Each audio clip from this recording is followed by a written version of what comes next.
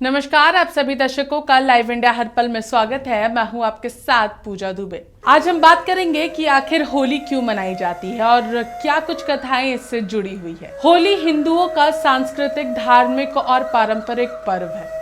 सनातन धर्म में प्रत्येक मास की पूर्णिमा का बड़ा ही महत्व है और यह किसी न किसी उत्सव के रूप में मनाई जाती है। उत्सव के रूप के क्रम की अगर बात करेंगे तो होली इसी रूप में फागुन मास की पूर्णिमा के दिन मनाई जाती है। यह दिन सतयुग में विष्णु भक्त का प्रतिफल के रूप में सबसे अधिक महत्वपूर्ण दिनों में से एक माना जाता है। अब हम बात करेंगे भक्त प्रहलाद से जुड़ी कथाओं को लेकर।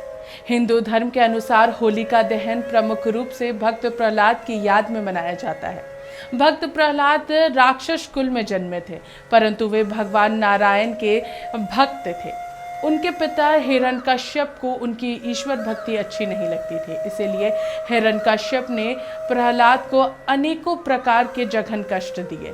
उनकी बुआ होलिका, जिसको ऐसा वस्त्र वरदान में मिला हुआ था जिसको पहनकर आग में बैठने से उसे आग नहीं जला सकती, होलिका भक्त प्रहलाद को मारने के लिए वह वस्त्र पहनकर उन्हें गोद में लेकर आग में बैठ गई। भक्त प्रहलाद की विष्णु भक्ति के फलस्वरूप होलिका जल गई और प्रहलाद का बाल भी बाका नहीं हुआ। शक्ति पर भक्ति की जीत की खुशी में यह पर्व मनाया जाने लगा। अगर साथ में बात करें रंगों का पर्व, यह संदेश देता है कि काम, क्रोध, मद, मोह एवं लोक रूपी दोषों को त्याग कर ईश्वर की भक्ति में मन लगाना चाहिए। अब हम बात करेंगे होली से जुड़ी राधा कृष्ण के पवित्र प्रेम से संबंधित कथाओं को लेकर। होली का पर्व राधा कृष्ण के पवित्र प्रेम से जुड़ा हुआ है। पौराणिक समय में श्री कृष्ण और राधा की बरसाने वाली होली के साथ ही होली का उत्सव की शुरुआत होती है। आज भी बरसाने और नंदगांव की लठमार होली विशेष विख्यात रही है। अब हम बात करेंगे कामदेव की तपस्या की।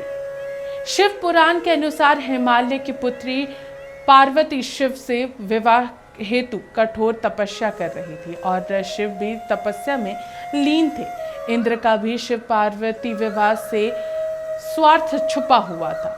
तारकासुर का वध शिव पार्वती के पुत्र द्वारा होना था। इसी वजह से इंद्र आदि देवताओं ने कामदेव को शिव जी की तपस्या भंग करने भेजा। भगवान शिव के समाधि को भंग करने के लिए कामदेव ने शिव पर अपने पशु वाहन से प्रहार किया। उस वाहन से शिव के मन में प्रेम और काम का संचार होने के कारण उनकी समाधि भंग हो गई, जिससे क्रोधित होकर शिव जी ने अपना तीसरा नेत्र खोला और कामदेव को भस्म कर दिया। शिव जी की तपस्या भंग होने के बाद देवताओं ने शिव जी को पार्वती से विवाह करने के लिए राजी कर लिया।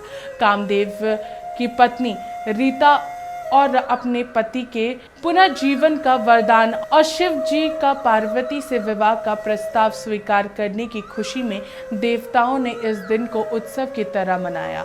यह दिन फाल्गुन पूर्णिमा का ही दिन था। इस प्रसंग के आधार पर काम की भावना को प्रतीकात्मक रूप से जलाकर सच्चे प्रेम की विजय का उत्सव मनाया जाता है। फिलहाल इस खबर में हमारे साथ इतना ही। देखते रहिए लाइव इंडिया हर पल। नमस्कार।